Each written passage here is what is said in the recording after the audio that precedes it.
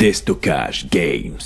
Bonjour à tous et bienvenue dans cette nouvelle vidéo. Aujourd'hui, j'ai l'honneur de vous présenter le MP40 SRC en version CO2.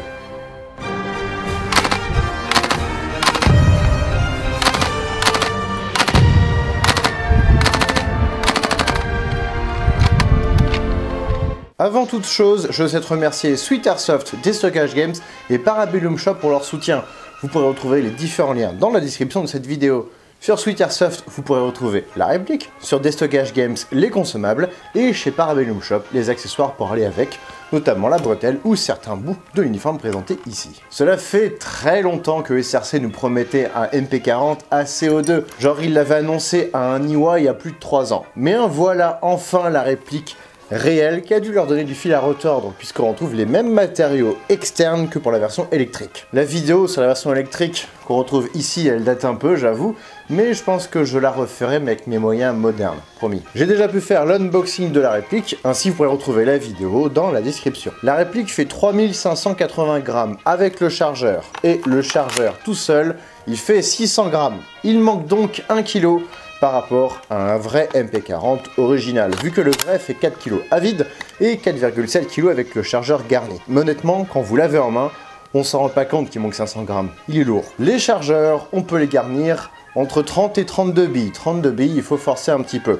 Nous avons un simple couloir d'alimentation finalement, parce que le reste du chargeur sert à recevoir le CO2.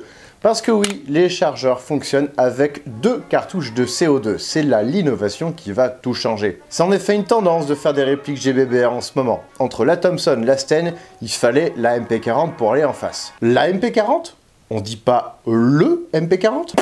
Aucune idée. Je laisse ceux qui débattent aussi sur le ou la Covid donner leur avis. Mais dans cette vidéo, je vais dire les deux. La réplique de MP40, mais le pistolet mitrailleur MP40. Tout comme on dit le coronavirus ou la maladie du coronavirus. Reprenons, vous m'avez bien entendu, le chargeur fait 600 grammes. Ce qui fait donc un poids total de 3,6 kg si vous avez vos 6 cartouchières garnies. Vous avez intérêt à avoir votre brelage bien réglé dans ce cas-là, sinon ça va faire sérieusement moche. Mais rassurez-vous, je doute que vous puissiez garnir vos porte-chargeurs avec 6 chargeurs, parce que ils sont au prix de 85 $ pièce. Et la réplique coûte 450 $, sans frais de port, sans frais de douane. Donc si vous voulez acquérir 6 chargeurs supplémentaires, il vous faudra débourser la maudite somme de 510 $, sans frais de port ni douane. Donc on arrive à un set de 1000 $ pour la réplique, avec 7 chargeurs en tout, plus porte-chargeur, plus bretelle. Et oui, l'airsoft coûte de plus en plus cher. À vous de voir si vous trouvez que ça vaut le coup ou pas. Je vais essayer dans cette vidéo au maximum d'être impartial, parce que honnêtement, j'ai un véritable coup de cœur pour cette réplique. Genre t'étais impartial avant ? Autant que possible, nier le contraire serait de la pure mauvaise foi. Quand les prix sont abusés, je le dis, d'une manière ou d'une autre. La bretelle, j'en parlais, elle n'est pas fournie dans le pack. À vous de la trouver, et vous pouvez choisir de mettre votre bretelle à gauche ou à droite. Pour une fois, on a une réplique seconde guerre qui est à peu près ambidextre. Une hausse rabattable permet de tirer, en théorie, si je me trompe pas, c'est 50 ou 100 mètres, mais en vrai, le truc il sert à rien pour l'airsoft. Mais c'est présent, et c'est fonctionnel. Bravo le veau! Bravo le veau. La réplique dispose d'un hop-up accessible par la fenêtre d'éjection. Tout comme sur la réplique électrique. On tourne le curseur vers le haut pour lever le tir, on ramène vers le bas pour faire baisser le tir. Pas compliqué, non? Il y a une notice d'utilisation dans le pack. Je ne l'avais pas trouvée lors de la vidéo unboxing parce qu'elle était sous les protections. Elle est très utile, surtout pour savoir comment manipuler cette réplique, qui n'est basée sur aucune autre du marché. Nous avons plusieurs plans, plusieurs éclatés, qui sont vraiment appréciables. Honnêtement, gardez cette notice et étudiez-la, surtout pour avoir la nomenclature avec le nom des pièces si jamais il y en a une qui pète. La réplique est fournie avec un bébé loader qui dispose d'un embout à son extrémité pour permettre le remplissage des chargeurs. C'est ce qui manquait en fait sur les chargeurs de la Sten GBBR mine de rien. Mais c'est pas compatible, j'ai essayé. Embout à ne surtout pas perdre, sinon vous allez avoir des soucis pour remplir vos chargeurs. Maintenant passons aux détails de cette réplique. En sortie de boîte, elle était comme ceci. Évidemment, j'ai retravaillé l'externe, sinon c'est pas drôle. J'ai un peu galéré, j'avoue, la peinture d'origine tient plutôt pas mal. Certaines parties sont en acier, genre le upper, mais le reste est en éternel zamac. Sauf le canon externe et la crosse escamotable, les tiges, là, qui sont en aluminium. La réplique n'a que 2 marquages en sortie de boîte.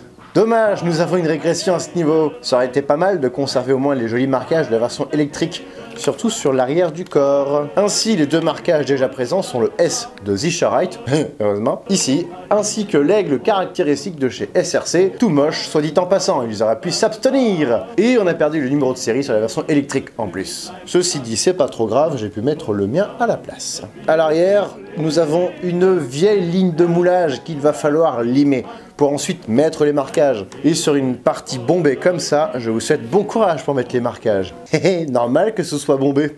C'est le cul de la réplique. J'ai donc rajouté des numéros de série avec des lettres à frapper de 2 mm un peu partout, sauf sur le côté ici où c'est du 4 mm, et des Waffenamt là où c'était nécessaire. Attention à ne pas endommager les pièces en zamac, j'ai déjà pété des trucs en faisant des marquages. Pas sur cette réplique, mais sur d'autres, oui. Quelle délicatesse légendaire, mon cher Néo. On retrouve également des carottes de moulage un peu partout sur le lower, entre autres. C'est vraiment dommage parce qu'elles sont presque impossibles à cacher proprement. En fait, vaut mieux pas les cacher et les garder et les assumer. La réplique ne se démonte pas de manière réaliste, même si on commence à s'en approcher. Une vraie a une culasse contenue dans un tube.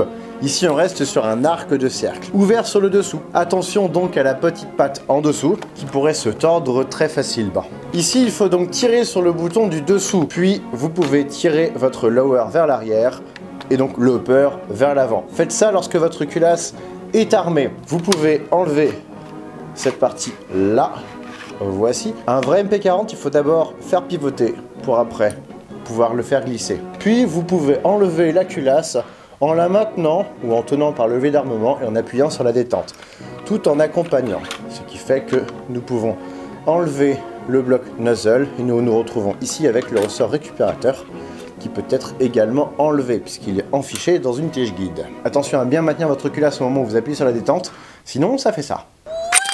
Et donc la notice dit il faut lubrifier cette partie là. Je vous conseille aussi celle-là tant qu'à faire pour éviter les frottements. Pour le remontage, on se remet comme ceci, le ressort est juste posé, puis on a un rail ici sur le bas, il faut bien respecter ce rail sous peine de ne pas pouvoir remonter le reste et voire pire de tout casser si vous forcez. Et une réplique de ce prix-là, ce serait dommage de l'abîmer, surtout si vous ne savez pas vous y prendre.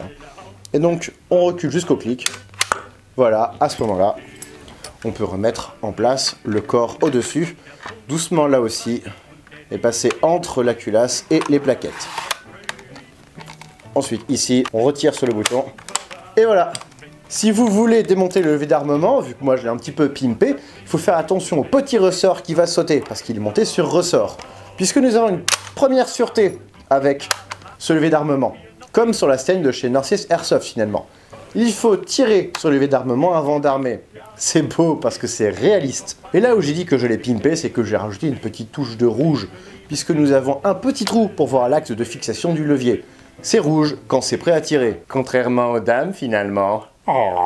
Bon, je suis désolé à mes 2% d'audimat, il fallait que je la fasse. Bon, moi je saurais d'où viennent les pouces rouges pour une fois.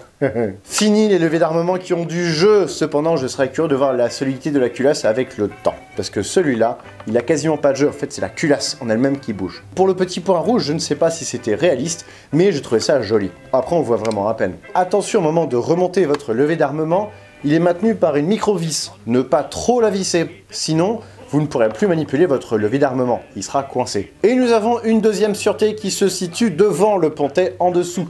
Et cette sécu, je ne suis pas fan du tout.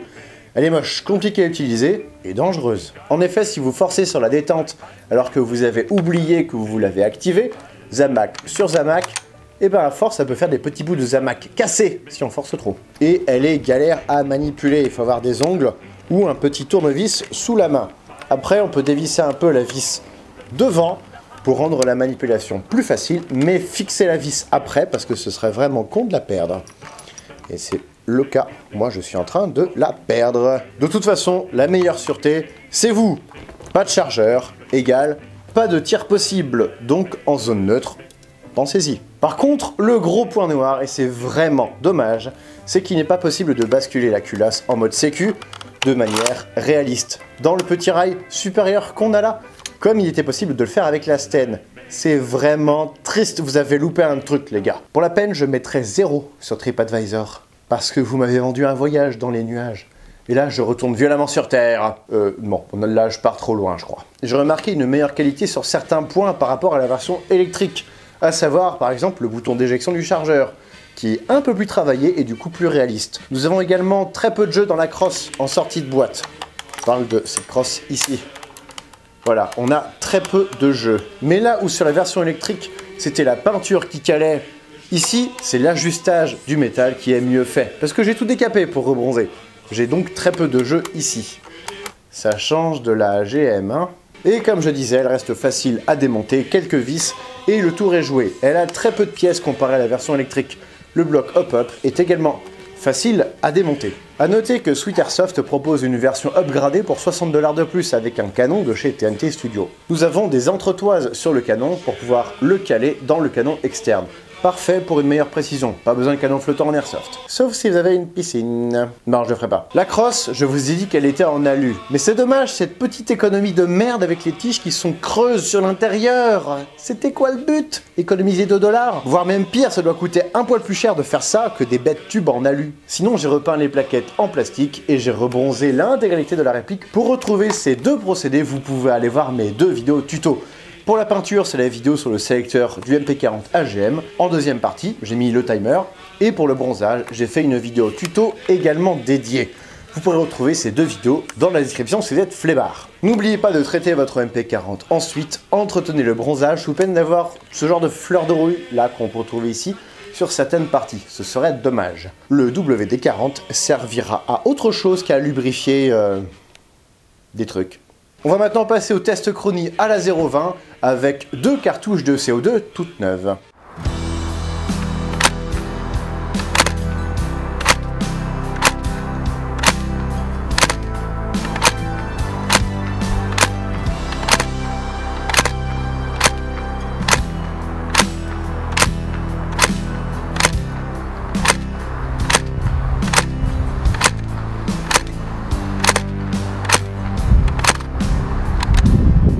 Ok, on peut constater qu'il tape fort, entre 350 et 400 FPS.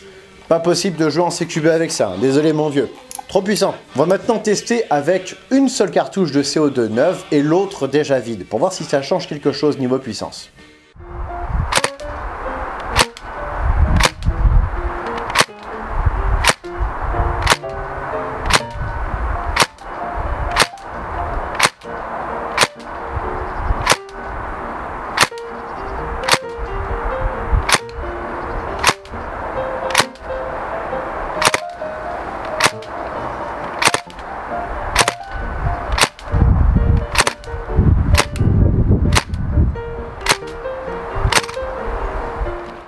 Ah là c'est mieux, on peut voir déjà que c'est plus raisonnable. Après évidemment on a une moins bonne autonomie, mais niveau puissance, on est bon. Après les valeurs sont aléatoires, mais je me demande si c'est pas mon chronie qui fatigue un peu. Et la cadence est tellement élevée que c'est chaud de n'avoir qu'un seul tir à la fois. A savoir que 2 cartouches neuves permettent de tirer minimum 4 chargeurs complets de 30 billes.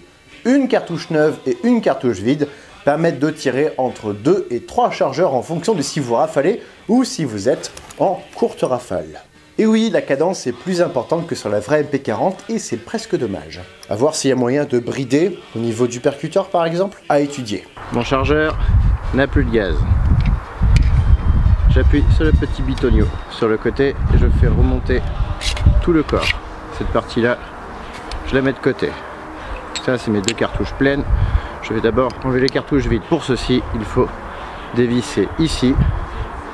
Puis nous avons un à-coup. Et là, il faut continuer à dévisser. Parce que nous avons une deuxième vis, celle de la valve. La première, c'était celle du percuteur. Pour pouvoir ensuite récupérer les cartouches. Une. Quand elle veut la deuxième. Allez,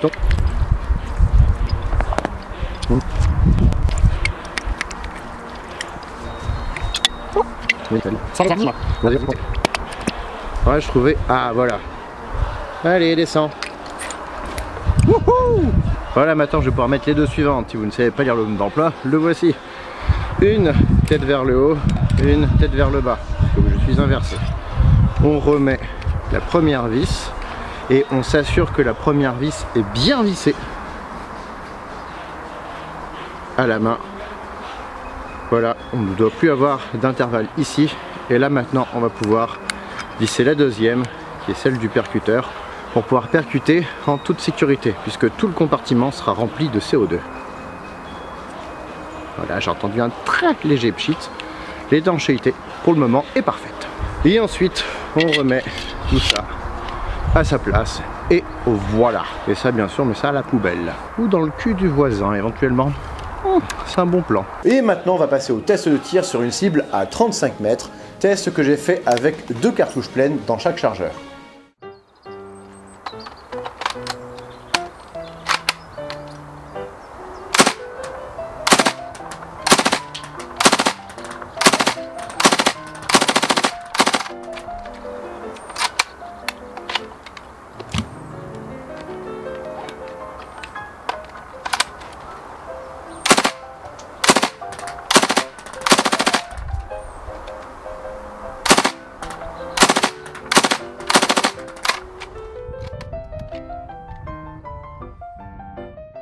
Ah oui, je m'attendais pas à ça.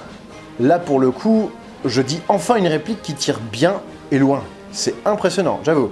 Du coup, les seules billes que j'ai pas pu mettre dans ma cible sont celles où j'ai bougé au départ du coup à cause du recul. Et niveau portée max, nous sommes à environ 40 mètres, voire 45 mètres avec un hop-up rodé, ce qui n'est pas encore mon cas. A savoir que nous avons un arrêtoir de culasse. Lorsque le chargeur est vide, la culasse ne reviendra pas complètement en position. Avantage, inconvénient, je ne sais pas. Mais en tout cas, ce que je peux vous conseiller, c'est de réarmer votre culasse avant de changer de chargeur. Ça évite les frottements du nozzle au contact du chargeur. Niveau solidité des joints, vaut mieux faire comme ça et éviter de provoquer des emmerdes. Ceci dit, ça donne quand même des mouvements assez stylés en partie. Devoir d'abord réarmer pour après changer de chargeur, remettre le nouveau et pas avoir besoin d'armer pour pouvoir tirer, bah c'est classe quoi. C'est comme en vrai.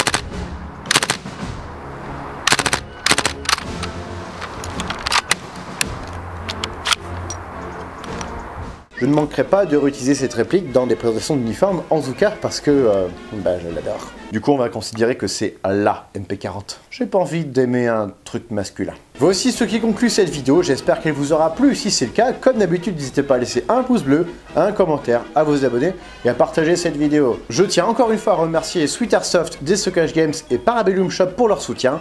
Retrouvez leurs références dans la description. Et si vous aussi vous voulez me soutenir, puisque vous avez pu voir que cette réplique elle coûtait cher, et bien vous pouvez aller voir sur ma page Tipeee ou devenir contributeur de la chaîne pour m'aider à la fois sur la forme mais aussi sur le fond de mes vidéos. Quant à moi, je vous donne rendez-vous prochainement pour de nouvelles vidéos. Salut!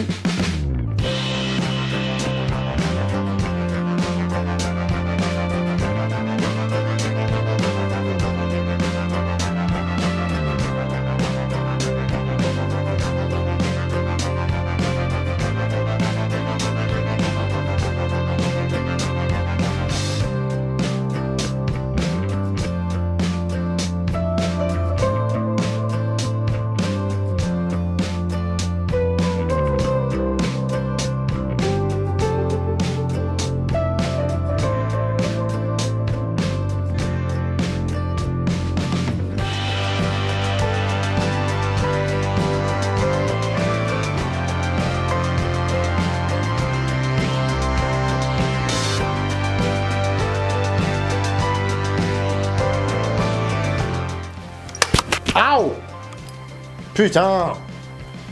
Quel couillon!